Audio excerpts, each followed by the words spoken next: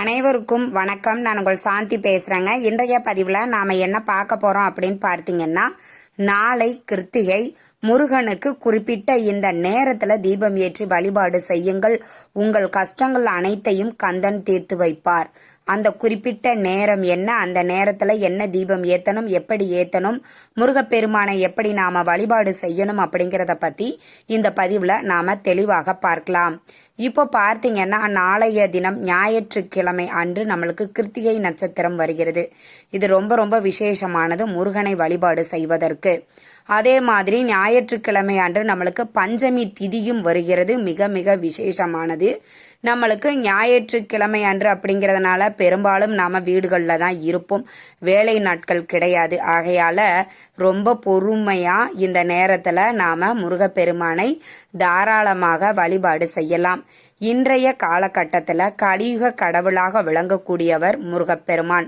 நம்முடைய கூப்பிட்ட குரலுக்கு ஓடி வந்து உதவி புரியவர் அப்படின்னு பார்த்தீங்கன்னாலும் முருகப்பெருமான் தான். பொதுவாக முருகப்பெருமானை நாம வழிபாடு செய்ய ஆரம்பித்து விட்டாலே நம்முடைய கர்ம வினைகள் குறைய ஆரம்பித்துவிடும். மற்ற தெய்வங்களை வழிபாடு செய்தால் புண்ணியங்கள் கூடும். முருகப்பெருமானை வழிபாடு செய்தால் மட்டுமே நம்மளுடைய கர்ம வினைகள் குறைந்து புண்ணியங்கள் அதிகரிக்கும்.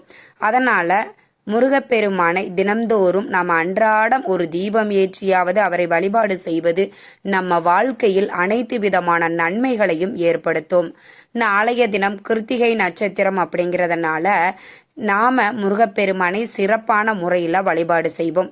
உங்க வீட்டில் முருகப்பெருமானுடைய திருவுருவப்படம் இருந்தாலும் சரி, இல்லை வேல் தான் வச்சிருக்கிறோமா அப்படின்னாலும் சரி, ஏதாவது ஒன்று இருந்தாலே போதும். இந்த வழிபாட்டிற்கு மிக மிக நம்மளுக்கு அவசியமானது.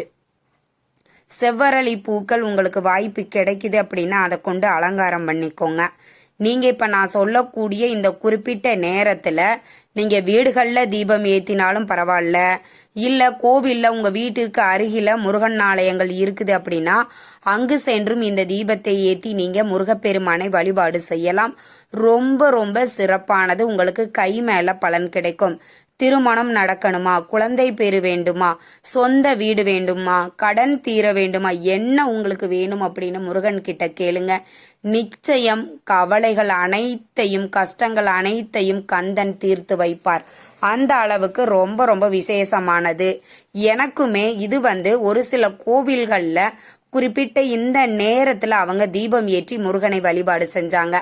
அப்பதான் எனக்கு தெரியும் இந்த குறிப்பிட்ட நேரத்துல நாம செய்யும் பொழுது நம்மளுக்கு அதிகப்படியான பலன்கள் கிடைக்கும் அப்படின்னு. நாளைய தினம் கிருத்திகை அப்படிங்கிறதுனால நாளைய தினம் இரவு 8 மணியிலிருந்து 9 மணிக்குள்ள இந்த தீபத்தை நீங்க ஏற்ற வேண்டும்.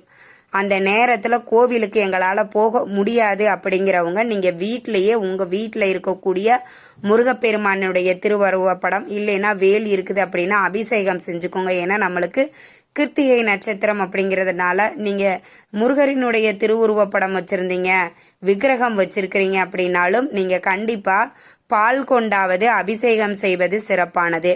அதே மாதிரி நீங்க கோவில்ல போய் வழிபாடு செய்யறீங்க அப்படின்னா நாளைய தினம் அபிஷேகத்திற்கு எலும்பிச்சை சாறு வாங்கி கொடுங்க, தேன் வாங்கி கொடுங்க. உங்களால முடிந்த ஏதாவது ஒரு பொருட்களை அபிஷேகத்திற்கு வாங்கி கொடுத்துட்டு அந்த அபிஷேகத்துல நீங்களும் கலந்துக்கிட்டு முருகனை வழிபாடு செஞ்சு இரவு 8:20க்கு நீங்க இந்த தீபத்தை ஏத்தினால் மிக சிறப்பானது. எங்களுக்கு 8:20 வரைக்கும்லாம் டைம் இல்லாமா, நாங்கள் ஒரு 8:15 8:10 ஏற்றிட்டு சாமி கும்பிட்டுட்டு வீட்டுக்கு வந்துடுவோம் அப்படிங்கிறவங்களாக இருந்தாலும் சரி பரவாயில்ல. நம்மளுக்கு அந்த 8 மணிலேருந்து 9 மணி வரைக்கும் இருக்கக்கூடிய இடைப்பட்ட நேரத்தில் நீங்கள் இந்த தீபத்தை ஏற்றணும். என்ன தீபம் அப்படின்னு பார்த்தீங்கன்னா, ஒரு பூஜைக்கு உண்டான தட்டு எடுத்துக்கோங்க. அதில் 6 அகல் விளக்கு வச்சுக்கோங்க. 6 அகல் விளக்குலையுமே நெய் ஊற்றி பஞ்சுத்திரி போட்டு இந்த தீபத்தை நீங்கள் ஏற்ற வேண்டும். கிருத்திகை அப்படிங்கிறதுனால நாம் இந்த கிருத்திகை நட்சத்திரமே எதை வச்சு வந்தது?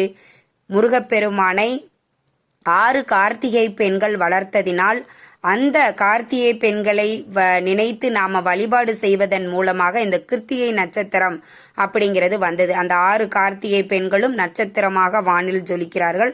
அவர்களை நினைத்து நாம இந்த கிருத்திகை நட்சத்திரத்தன்று முருகப்பெருமானை நாம வழிபாடு செய்யும் போது நாம என்ன கேட்டாலும் முருகன் தருவார். அதனாலதான் அந்த குறிப்பிட்ட நேரம் அப்படிங்கிறது. அதனாலதான் இதை நீங்க செவ்வாய்க்கிழமையும் இந்த நேரத்துல நீங்க இந்த தீபத்தை ஏற்றி வழிபாடு செய்யலாம். சஷ்டி அன்றும் இந்த வழிபாடு செய்யலாம். இந்த 8 மணிலிருந்து 9 மணி வரைக்கும் இருக்கக்கூடிய நேரத்துல நாம தீபத்தை ஏற்றி முருகப்பெருமானை வழிபாடு செய்யலாம். கந்த சஷ்டி கவசம் பாராயணம் பண்ணுங்கள். கந்தகுரு அதே மாதிரி பாராயணம் பண்ணலாம். வேல்மாறல் பாராயணம் பண்ணலாம்.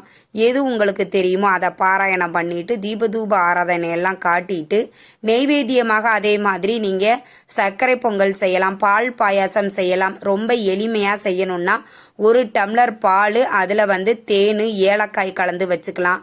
இல்லைன்னா தேனும் திணையும் கலந்து நெய்வேத்தியமாக வைக்கலாம். எது உங்களுக்கு வசதியாக இருக்குதோ அதை வச்சு நீங்க நெய்வேத்தியம் வச்சுக்கோங்க. இதெல்லாம் முடிச்சிட்டு தீபதூப ஆராதனை எல்லாம் காட்டி உங்க பூஜையை நிறைவு செய்து கொள்ளலாம்.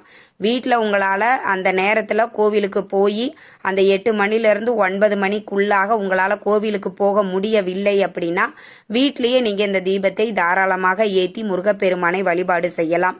நாளைய தினம் கிருத்திகை நட்சத்திரம் அப்படிங்கிறதுனால இந்த குறிப்பிட்ட நேரத்தில் நீங்கள் தீபத்தை ஏற்றி வழிபாடு செய்யுங்கள். கண்டிப்பாக நீங்கள் வேண்டினதை முருகப்பெருமான் அருள் புரிவார். திருமணம் நடக்கணும் அப்படிங்கிறவங்க உங்க பெண்ணுக்கோ இல்லை பையனுக்கோ உங்களுக்கு திருமணம் நடக்கணும்னா அவங்க கையால் இந்த தீபத்தை ஏற்ற சொல்லுங்க. அவங்கெல்லாம் ஏற்ற மாட்டாங்கம்மா, இதில் பெருசாக அவங்களுக்கு நம்பிக்கை இல்லை வெளி ஊரில் இருக்கிறாங்க, வெளிநாட்டில் வேலை செய்கிறாங்க, அவங்களுக்காக நாங்கள் ஏற்றலாமா அப்படின்னா தாராளமாக ஏற்றலாம். பையனுக்காக அம்மாக்கள் நீங்கள் தாராளமாக இந்த தீபத்தை ஏற்றி முருகப்பெருமான் கிட்ட வழிபாடு செய்யலாம். அதே மாதிரி பிரிந்த உறவுகள் இப்பதான் கல்யாணம் பண்ணியிருப்பாங்க, 1 வருஷம் 2 வருஷம் தான் இருக்கும். சில மனஸ்தாபங்கள் காரணமாக கணவனோ மனைவியோ பிரியணும் அப்படின்னு முடிவெடுத்திருப்பாங்க. இப்ப மனைவி பிரியணும்னு முடிவெடுத்திருக்காங்க, கணவன் சேர்ந்து வாழணும்னு விருப்பப்பட்டீங்கன்னா நீங்க இந்த தீபத்தை ஏற்றி வழிபாடு செய்யலாம். பிரிந்த உறவுகள் ஒன்று சேரும் அப்படிங்கிறது ஐதீகம். அதனால அவங்களும் நீங்க இந்த தீபத்தை ஏற்றி முருகப்பெருமானை வழிபாடு செய்யலாம். குழந்தை பேருக்காக நீங்க இருக்கிறீங்க, இந்த தீபத்தை ஏற்றி அப்படி வழிபாடு செய்யறீங்க அப்படின்னா கணவன் மனைவியாக இருவரும் சேர்ந்து இந்த தீபத்தை ஏற்றி முருகப்பெருமானை வழிபாடு செய்யலாம். இதுல குழந்தை பேருக்காக விரதம் இருந்து வழிபாடு செய்பவர்கள் காலையில நீங்க உபவாசத்தை துவங்கிடணும். காலையில எழுந்திரிச்ச உடனே குளிச்சுட்டு உங்க வீட்டில் இருக்கக்கூடிய முருகப்பெருமான் படத்திற்கு ஒரு நெய் தீபம் ஏற்றிட்டு உங்களுடைய விரதத்தை ஆரம்பிச்சிடணும். நாள் முழுவதும் உபவாசமாக இருக்க வேண்டும். இந்த உபவாசம் அப்படிங்கிறது உங்களுடைய உடல்நிலைக்கு ஏற்றவாறு நீங்க தேர்வு செய்து கொள்ள வேண்டும். அதையும் நாங்கள் ட்ரீட்மெண்ட்லாம் எடுத்துக்கிறோம் அப்படிங்கிறவங்க ரொம்ப எளிமையாக உப்பில்லாத உணவாக எடுத்துக்கொண்டு விரதம் இருந்து மாலை நேரத்தில் நீங்கள் இந்த வழிபாட்டை செய்யலாம். குறிப்பாக அந்த 8 மணிலிருந்து 9 மணி வரைக்கும் இருக்கக்கூடிய நேரத்தில் வழிபாடு செய்வது உங்களுக்கு கூடுதல் பலனை அளிக்கும். ரொம்ப ரொம்ப நம்பிக்கையோட செய்யுங்கள். முருகப்பெருமான் நீங்கள் கேட்டதை கொடுப்பார். இந்த தகவல் உங்களுக்கு ரொம்பவுமே பயனுள்ளதாக இருந்திருக்கும்னு நினைக்கிறேன். வீடியோ பிடிச்சிருந்தா லைக் பண்ணுங்க, ஷேர் பண்ணுங்க, கமெண்ட் பண்ணுங்க. நன்றி, வணக்கம்.